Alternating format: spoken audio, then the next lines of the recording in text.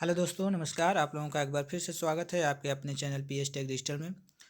Friends, आज के video में हम लोग राजनीतिक विचारक के क्रम में हम लोग थॉमस हॉब्स का पार्ट 3 हम लोग देखेंगे, जिसमें थॉमस हॉब्स के कुछ जो महत्वपूर्ण विचार हैं, प्राकृतिक संबंधी विचार जो उसके दिए थे, उसके आगे के क्रम में हम लोग देखेंगे कि थॉमस हॉब्स के समझौता संबंधित जो विचार हैं, उनकी विशेषताएं क्या हैं, उसको इस पार्ट्स में हम लोग कवर करने का प्रयास करेंगे।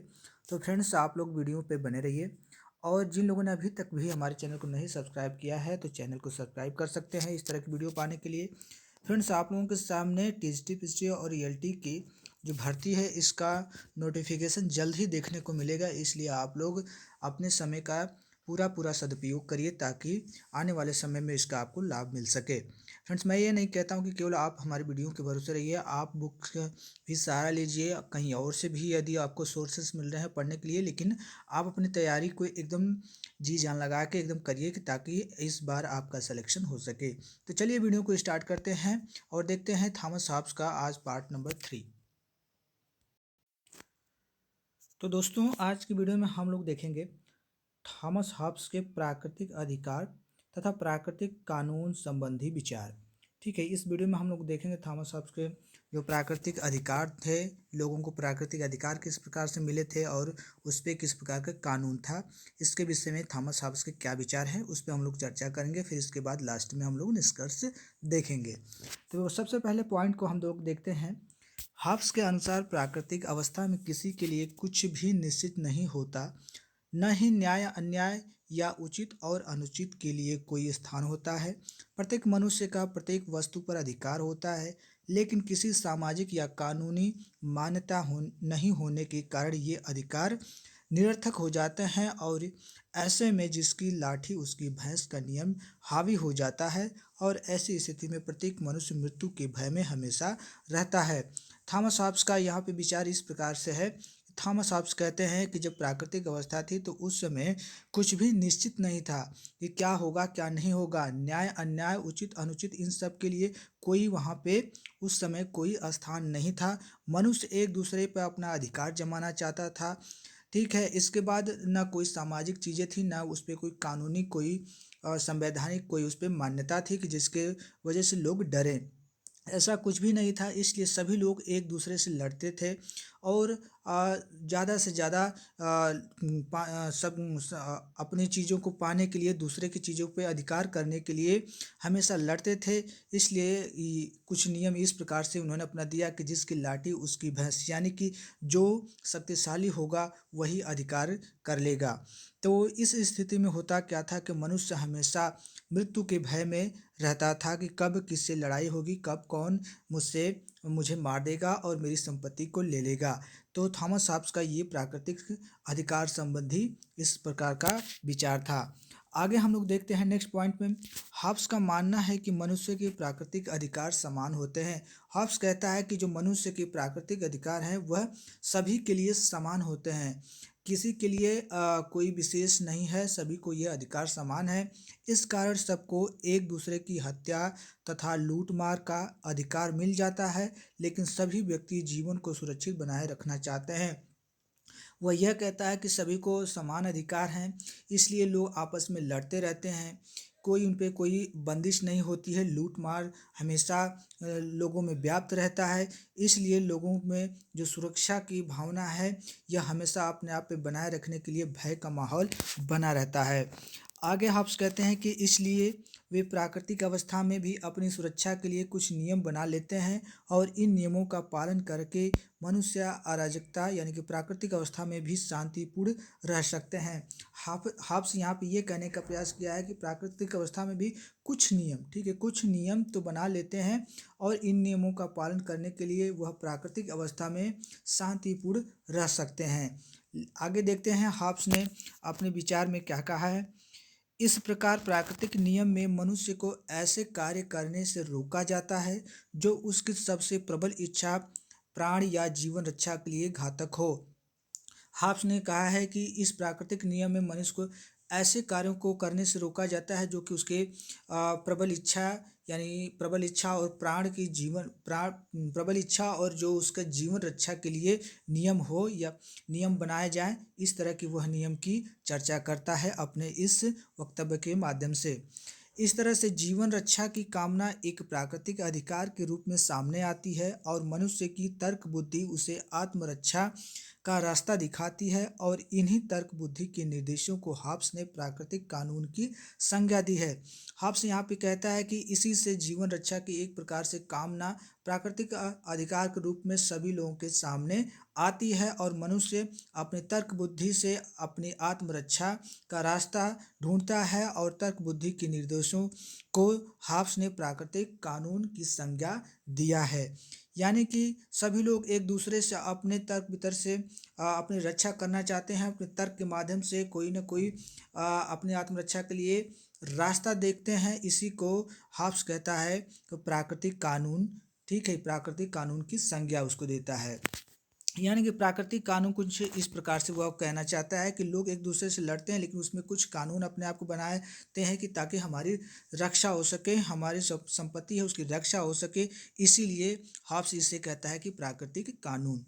आगे बढ़ते हैं तो नेक्स्ट पॉइंट में हॉब्स कहता है कि हॉब्स 19 प्राकृतिक नियमों की बात करता है। हॉब्स ने 19 प्राकृतिक नियम मनुष्य के बताए हैं, जिनमें से कुछ नियम हम लोग पढ़ेंगे, देखते हैं।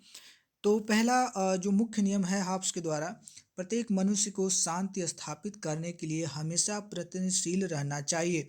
हॉब्स कहता है कि प्रत्येक मनुष्य को शांति स्थापित करने के लिए हमेशा प्रयत्नशील रहना चाहिए, हमेशा अपना कार्य करते रहना चाहिए, और शांति प्राप्ति की चेष्टा तब तक करनी चाहिए जब तक युद्ध सर्वथा अनिवार्य न हो जाए। और कहता है कि शांति प्राप्ति की चेष्टा यानी कि संघर्ष तब तक करना चाहिए जब तक कि युद्ध उस स्थिति में अनिवार्य रूप से संभव न हो। यानी कि वह कहता है तब तक शांति बनाए रखने की कोशिश करिए कि युद्ध करने की नौबत न आ जाए, यानी कि युद्ध करने की स्थिति ऐसी न बन जाए। यदि ऐसी बनती है तब आप अपने इन सभी नियम कानून को रोक सकते हैं, लेकिन यदि अभी युद्ध की स्थिति नहीं है तब तक आपको चेष्टा करनी चाहिए कि शांति बनी रहे। आगे देखते हैं, दूसरे पॉइंट में बताया गया है हॉब्स के द्वारा, प्रत्येक व्यक्ति को शांति तथा आत्मरक्षा के लिए अपने प्राकृतिक अधिकारों को उस सीमा तक त्यागने के लिए तैयार रहना चाहिए। इसलिए प्रत्येक मनुष्य अपने के लिए केवल उतनी ही स्वतंत्रता से संतोष करे जितनी वह अपने विरुद्ध दूसरों को दे सकता है। हॉब्स कहता है कि जो प्रत्येक व्यक्ति है शांति और आत्मरक्षा के लिए अपने प्राकृतिक अधिकार को उतना ही प्रयोग करे, एक सीमा के रूप में प्रयोग करे, जिससे किसी दूसरे का उसके विरुद्ध कोई नुकसान ना हो सके। यानी प्रत्येक मनुष्य को अपना एक सीमा निर्धारित करना चाहिए अपनी आत्मरक्षा और शांति के लिए। तीसरे पॉइंट में हॉब्स ने कहा है कि व्यक्तियों द्वारा उन समझौतों का पालन करना चाहिए जो स्वयं उसने किए हैं। हॉब्स यहाँ पे ये कहना चाहता है जब व्यक्ति आपस में समझौता करके कोई नियम कानून प्राकृतिक अवस्था में बनाते हैं तो उन्हें उन नियमों का पालन करना चाहिए जो उन्होंने खुद आपस में स्वयं बनाए हैं। आगे हॉब्स कहता है कि निर्देश मनुष्य के लिए केवल परामर्श का दर्जा रखते हैं, कानून का नहीं, क्योंकि ये उसे बाहर से बाध्य नहीं करते। हॉब्स यहाँ पे ये कहना चाहता है कि परामर्श जो है केवल जो निर्देश होते हैं वह परामर्श का केवल दर्जा रखते हैं, वह कानून नहीं होते हैं, क्योंकि उन पे कोई बाहर से बाध्य करने वाला नहीं होता है। आगे देखते हैं हम लोग, इस प्राकृतिक नियमों के सिद्धांत पर हॉब्स अपने समाज का निर्माण करता है। हॉब्स इन्हीं अपने प्राकृतिक नियमों के सिद्धांत पर एक समाज का निर्माण करता है। हॉब्स की मान्यता है कि प्राकृतिक नियम शांति की धाराएं हैं जिसके पालन से व्यक्ति सुखी रहता है। तो हॉब्स यहाँ पे यह कहने का प्रयास करता है कि प्राकृतिक जो नियम है वह शांति की एक प्रकार से धाराएं हैं जिसमें क्या होता है, व्यक्ति अपने आप को सुखी रखता है प्राकृतिक अवस्था में। आगे हम लोग देखेंगे, शांति जीवन बिता सके, परंतु इन नियमों का आधार केवल स्वार्थ है। वह कहता है कि मनुष्य शांति जीवन बिता सके लेकिन इन नियमों का जो आधार होगा वह केवल स्वार्थ है। यानी कि यहाँ पे कहने का यह प्रयास किया गया है तो दोस्तों हॉब्स कहता है कि प्राकृतिक नियम जो होती हैं शांति की धाराएं होती हैं, जिसमें इस अवस्था में व्यक्ति क्या करता है, सुखी और शांत जीवन बिता सकता है। लेकिन जो इसके नियम हैं वह केवल स्वार्थ परक हैं, यानी कि इसमें मनुष्य क्या है, अपने आप को केवल स्वार्थी रूप में व्यक्त करता है। यानी कि सभी एक दूसरे से लड़ते रहते हैं। उस लड़ाई में जिसके जो बलवान होता है, जिसका जिस पे अधिकार हो जाता है, वही इसमें प्रबल माना जाता है। इसलिए कहा जाता है कि यह एक स्वार्थपरक यह एक नियम है। आगे वाले पॉइंट में हॉब्स ने कहा है कि कानूनों के पीछे विवशकारी शक्ति होती है, परंतु प्राकृतिक नियम केवल विवेकपूर्ण आदेश है जो आत्मरक्षा में सहायक हो सकते हैं, और इनका पालन न करने पर कोई कानूनी कार्रवाई नहीं की जा सकती। हॉब्स कहता है कि कानूनों के पीछे जो विवशकारी शक्ति होती है, जिसके कारण लोग क्या होते हैं, नियम से बंधे होते हैं। लेकिन इसमें जो नियम है केवल विवेकपूर्ण एक आदेश है जो कि आत्मरक्षा में सहायक है, और इनका पालन न करने पर कोई कानूनी कार्रवाई नहीं की जा सकती। यानी हॉब्स कहता है कि जो ये प्राकृतिक नियम है, यह व्यक्ति ने जो बनाए हैं, इस पे कोई विवशकारी, उनके पीछे कोई कानूनी कार्रवाई करने के लिए कोई अलग से नियम नहीं है कि यदि वह कोई गलती करता है तो उन पे कोई कानूनी कार्रवाई की जा सके। यह केवल उनके बीच का एक प्रकार का समझौता है। आगे हम लोग देखते हैं, हॉब्स कहता है चूंकि हॉब्स प्राकृतिक अधिकार तथा प्राकृतिक कानूनी संबंधी विचार दिए हैं, परंतु उसके ये विचार अस्पष्ट नहीं है और भ्रमपूर्ण हैं। लेकिन इनकी महत्ता इन अर्थों में है कि इसके द्वारा एक निश्चित राज्य की उत्पत्ति के सिद्धांत का प्रतिपादन करता है, जिसके लिए उसका नाम उल्लेखनीय है। यहाँ पे इस पॉइंट में बताने का प्रयास ये किया कहा गया है कि प्राकृतिक अधिकार, प्राकृतिक कानून संबंधी विचार तो दिए हैं, लेकिन उसमें यह स्पष्ट नहीं है कि यह किस प्रकार से लागू होगा। इसलिए इसे कहा गया है कि यह एक भ्रमपूर्ण है। लेकिन इसकी महत्ता कहीं ना कहीं आज हमको हमारे बीच में देखने को मिलती है, और एक निश्चित राज्य की उत्पत्ति के सिद्धांत में भी प्रतिपादन इसका हॉब्स ने किया है। आगे हम लोग देखेंगे कि राज्य की उत्पत्ति कैसे हुई, हॉब्स इसको कैसे मानता है। तो देखते हैं हम लोग हॉब्स का सामाजिक समझौता यानी कि राज्य की उत्पत्ति। तो हम सभी लोग जानते हैं कि हॉब्स एक सामाजिक समझौतावादी है। तो वह अपने इस विचार के माध्यम से राज्य की उत्पत्ति कैसे हुई वह बताना चाहता है। तो इस पॉइंट में बताया गया है कि हॉब्स का मानना था कि प्राकृतिक नियम विद्यमान थे, लेकिन इन नियमों का पालन कराने वाली बाध्यकारी शक्ति नहीं थी। हॉब्स यह मानता है कि प्राकृतिक नियम तो विद्यमान थे, लेकिन इनको पालन कराने वाली कोई इनके ऊपर शक्ति नहीं थी, बाध्यकारी शक्ति नहीं थी कि आपको यह काम करना है, नहीं करेंगे तो इसके लिए आपको कोई दंड दिया जाएगा। इस तरह की कोई शक्ति उनके ऊपर नहीं थी। केवल वह एक दूसरे से समझौता करके आपस में रहते थे, और जो व्यक्ति बलवान होता था उसका उतना वर्चस्व होता था, उसका उतनी संपत्ति पे अधिकार होता था। आगे हॉब्स कहता है कि व्यक्ति स्वभाव से शांत प्रिय होता है और बिना किसी सर्वोच्च शक्ति के रह लेता है तो शासन की आवश्यकता ही नहीं पड़ती। लेकिन मनुष्य ऐसा नहीं है, वह अपने संवेगों और भावनाओं को नियंत्रित नहीं कर पाता और उसका स्वार्थ उसे संघर्ष के लिए प्रेरित करता रहता है। हॉब्स यहाँ पे यह बताने का प्रयास किया है कि व्यक्ति जो है स्वभाव से शांत प्रिय होता है, यानी उसका जो स्वभाव होता है वह लड़ाई नहीं करना चाहता, वह शांत प्रिय होता है। बिना किसी सर्वोच्च शक्ति के वह रह तो लेगा, लेकिन शासन की आवश्यकता नहीं पड़ती। लेकिन मनुष्य ऐसा नहीं है। वह यह कहने का प्रयास कर रहा है कि वह शांति से तभी रह सकता है जब तक कि उसके ऊपर कोई ना कोई विधि हो, कोई कानून हो। वह शांत प्रिय है, लेकिन कभी न कभी हो सकता है उनके बीच से कोई द्वेष की भावना, कोई लड़ाई हो, तो कोई ना कोई उनके ऊपर कानून होगा, तभी वह इस स्थिति में अच्छे से रह पाएंगे। लेकिन मनुष्य ऐसा नहीं है। वह कहता है कि प्राकृतिक अवस्था में मनुष्य ऐसा नहीं है, वह अपने संवेगों और भावनाओं को नियंत्रित नहीं कर पाता है। कभी कभी ऐसी स्थिति आ जाती है कि वह अपने भावनाओं और संवेगों को जब नियंत्रित नहीं कर पाता है तो उनमें क्या होता है, एक संघर्ष की भावना आ जाती है और स्वार्थ के लिए वह प्रेरित हो जाते हैं। आगे हम लोग देखते हैं हॉब्स कहता है ऐसी स्थिति में एक ऐसी संस्था की आवश्यकता थी जो शक्ति के आधार पर सभी व्यक्तियों को शांति रखने के लिए बाध्य रख सके। हॉब्स ने कहा था ये जो प्राकृतिक अवस्था थी, इस अवस्था में एक ऐसी संस्था की आवश्यकता पड़ी जिससे सभी व्यक्तियों को किया जाए कि लोग शांति से रहें और उन पे कोई बाध्यकारी शक्ति रहे जो यदि वह कोई गलत कार्य करते हैं तो उन्हें दंडित किया जा सके। व्यक्तियों में स्वार्थ और सामाजिक होते हुए भी आत्मरक्षा, शांति और सुरक्षा की इच्छा विद्यमान थी और इसी कारण वे इस प्रकार की संस्था की स्थापना के लिए प्रेरित हुए। हॉब्स ने बताया कि व्यक्तियों में स्वार्थ और असामाजिक होते हुए भी आत्मरक्षा, वह स्वार्थी तो थे और असामाजिक भी थे, लेकिन उनकी आत्मरक्षा और शांति सुरक्षा की जो इच्छा थी उनके अंदर, इसके कारण उनके अंदर एक संस्था की स्थापना करने के लिए एक उनको प्रेरणा मिली।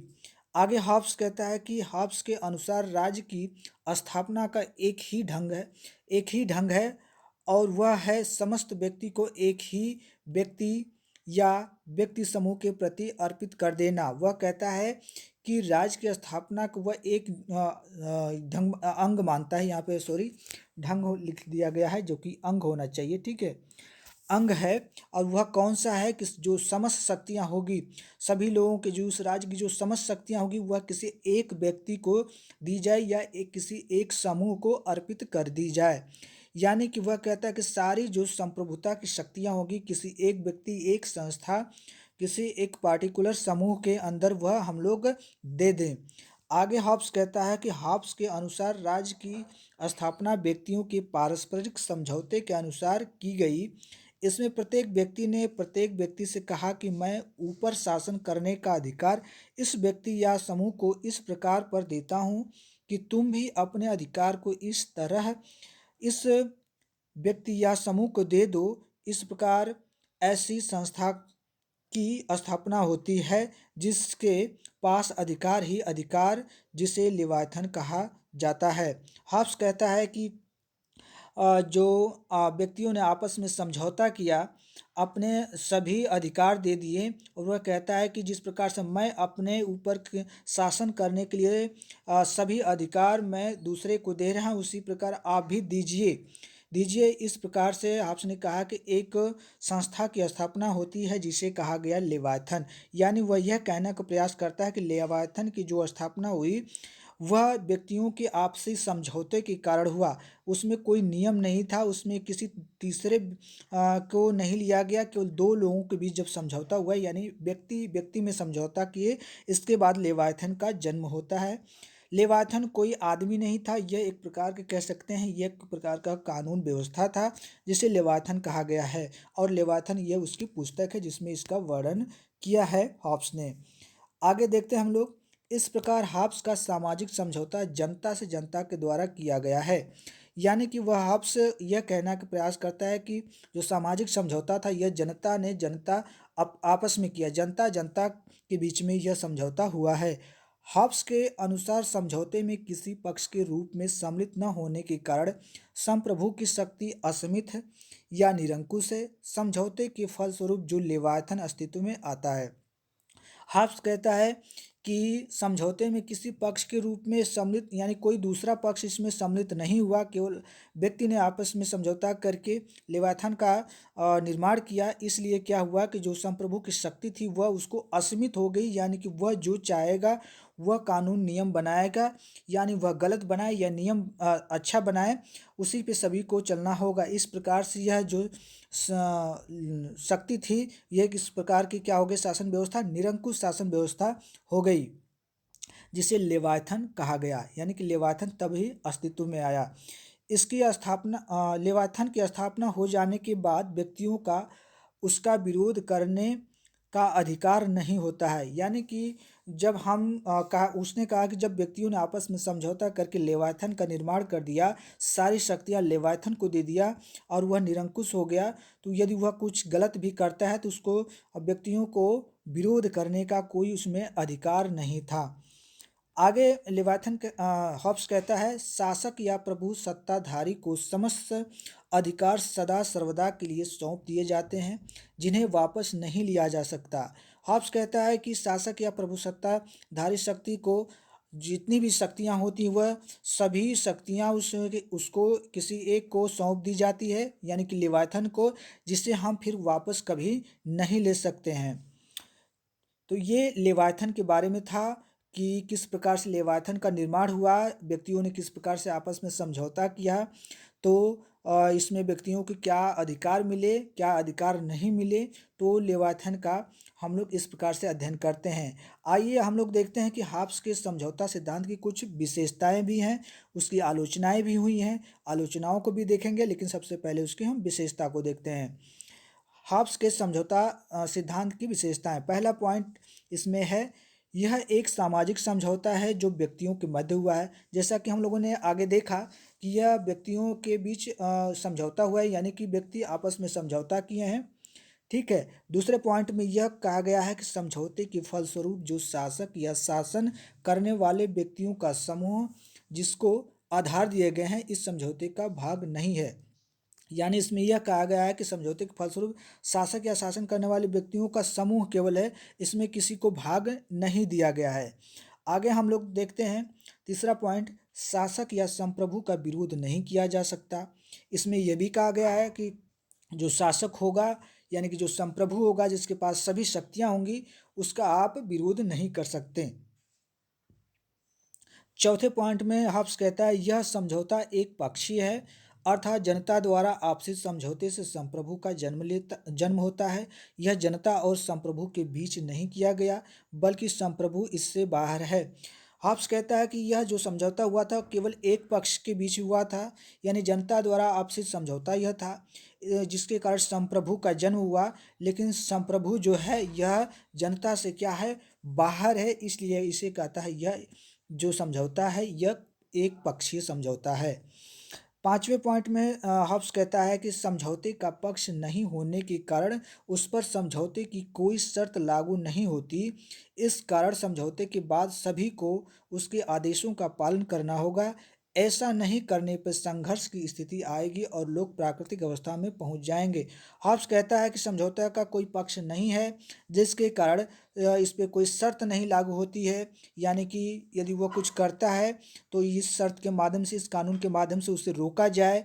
इसके इसके कारण क्या होता है कि संघर्ष की स्थिति बन जाती है और लोग फिर से उसी प्राकृतिक अवस्था में चले जाते हैं, जिसके पहले समझौते के पहले वह जिस अवस्था में थे। आगे छठवें पॉइंट में हॉब्स कहता है, संपूर्ण शक्तियां शासक में केंद्रित होती हैं और शासन में व्यक्ति की स्वतंत्रता वही होगी जो संप्रभु चाहेगा। हॉब्स कहता है कि जो शक्तियां शासक, केवल शासक के अंदर होगी, यानी कि जो सभी शक्तियां होगी शासक में केंद्रित होगी, और शासन व्यक्ति की स्वतंत्रता वही होगी जो संप्रभु चाहेगा। यानी कि जो शासक होगा जो चाहेगा वही करेगा, इसमें हॉब्स यह कहने का प्रयास किया है। लेकिन यदि संप्रभु व्यक्ति को अपने आप को मारने, घायल करने, आक्रमण करने वाले का न विरोध करने, औषधि या किसी वस्तु का सेवन न करने जिसके बिना वह जीवित न रह सके की आज्ञा दे, तो व्यक्ति उसकी आज्ञा का उल्लंघन कर सकता है, क्योंकि राजा या शासक की आज्ञा पालन का एकमात्र उद्देश्य आत्मरक्षा है। हॉब्स कहता है कि जो सारी शक्तियाँ होती हैं शासक की, वह लेवाथन यानी कि शासक में सारी केंद्रित होंगी, लेकिन उसमें कुछ इस तरह की इन्होंने नियम बनाए थे कि यदि व्यक्ति की आत्मरक्षा के अलावा कोई दूसरा काम होगा तब तो वो संप्रभु जो चाहेगा वह वही करेगा, लेकिन उसकी जब आत्मरक्षा की बात आएगी तो यह उसका विरोध कर सकते हैं। केवल आत्मरक्षा के रूप में इन्होंने बताया है। तो निष्कर्ष के रूप में यदि हम देखते हैं इन सभी का अध्ययन करने के बाद, तो निष्कर्ष देखिए कुछ इस प्रकार से निकलता है। हॉब्स सामाजिक समझौते के द्वारा राज्य की उत्पत्ति की बात करता है। जैसा कि हम लोग देखे हैं आगे कि लोगों के बीच समझौता हुआ, जिससे क्या हुई, राज्य की उत्पत्ति हुई। लेकिन राज्य की उत्पत्ति का मतलब वही लेवाथन, जब लेवाथन जहाँ पे निर्माण होता है तो उसी को कहता है कि राज्य की उत्पत्ति हो गई। यानी कोई शासक जब आ गया तो एक राज्य का वह निर्माण करेगा। लेकिन प्राकृतिक अवस्था में परस्पर संघर्ष करने वाले लोग कैसे शांतिप्रिय तथा कानून का पालन करने करके बन सकते हैं, यह बात पचती नहीं। वह यह कहने का प्रयास करता है कि इस अवस्था में वह कैसे लोग शांति प्रिय कानून का पालन करेंगे जब उनके ऊपर कोई ऊपर से कोई नियम कानून नहीं होगा। इसीलिए कहा गया यह बुद्धि संगत नहीं लगती है। लोग बिना शर्त अपने अधिकार एक व्यक्ति को कैसे दे सकते हैं। वह यह कहता है कि बिना हम कोई शर्त किए बिना हम अपना अधिकार कैसे दे दें, यानी हम कैसे मान लेंगे कि हम अपना आपको सारी दे रहे हैं कि आप हम पे जो भी नियम लगाएंगे हम मानेंगे। क्या पता आप गलत नियम बनाएं कि सही होगा कि नहीं होगा। इसलिए वह कहता है कि यह बिना शर्त के लिए कोई भी व्यक्ति अपना सारा अधिकार किसी दूसरे को नहीं दे सकता, यह बुद्धि संगत नहीं है। परंतु हॉब्स प्राकृतिक अवस्था के लोगों को नियंत्रित करने के लिए एक निरंकुश संप्रभु की व्याख्या करता है जिसकी आज्ञा का उल्लंघन नहीं किया जा सकता। लेकिन हॉब्स यहाँ पे यह क्या कहता है कि प्राकृतिक अवस्था में लोगों को नियंत्रित किया जा सकता है, लेकिन निरंकुश संप्रभु के द्वारा जिसका उल्लंघन हम लोग नहीं कर सकते। इसलिए वह कहता है कि लेवायथन का यहाँ पे निर्माण करना आवश्यक है, क्योंकि लोग जो इससे पहले प्राकृतिक अवस्था में थे वह उनके ऊपर कोई नियम कानून नहीं था। वह केवल आपस में लड़ते थे, झगड़ते थे और संघर्ष करते थे, केवल दूसरे की संपत्ति पे अधिकार करना चाहते थे। और जिसकी लाठी उसकी भैंस वाला नियम वहाँ पे लागू होता था कि जो जितना बलवान होता था वह व्यक्ति वहाँ पे अपना अधिकार रखता था। हॉब्स का निष्कर्ष यही निकलता है कि हॉब्स यही चाहता था कि लोग जो प्राकृतिक अवस्था से उससे बाहर आ जाएं, और कहा कि जब बाहर आए तो व्यक्ति आपस में समझौता किए, समझौता करने के बाद लेवाथन का निर्माण हुआ और अपनी सारी शक्तियां लेवाथन को दे दिए। लेकिन निष्कर्ष जब हम लोग देखते हैं तो कुछ इस प्रकार से निकलता है कि जब बिना शर्त के हम किसी को अपने ऊपर सारा अधिकार कैसे दे सकते हैं। लेकिन फिर भी ये हॉब्स ने यहाँ पे ये कहा कि भले से यह निरंकुश संप्रभु है लेकिन उसकी आज्ञा का पालन करना हमको होगा। तो यह था हॉब्स का राज्य उत्पत्ति सिद्धांत और उसके विशेषताएं, और उसका हम लोगों ने कंक्लूजन निकाला। आगे हम लोग देखेंगे हॉब्स का कुछ और जो विचार दिए हैं उसकी कुछ आलोचनाएं और देखेंगे, क्योंकि हॉब्स का जो टॉपिक है काफ़ी लंबा है तो थोड़ा हम लोगों को डीप में पढ़ना होगा। तो फ्रेंड्स, वीडियो यदि पसंद आया है तो लाइक करिए, शेयर करिए। कल मिलेंगे फिर किसी नेक्स्ट टॉपिक में। नेक्स्ट टॉपिक क्या, हॉब्स का आपका थर्ड पार्ट आएगा। ठीक है, तो चलिए तब तक हम लोग वेट करते हैं। थैंक यू, धन्यवाद।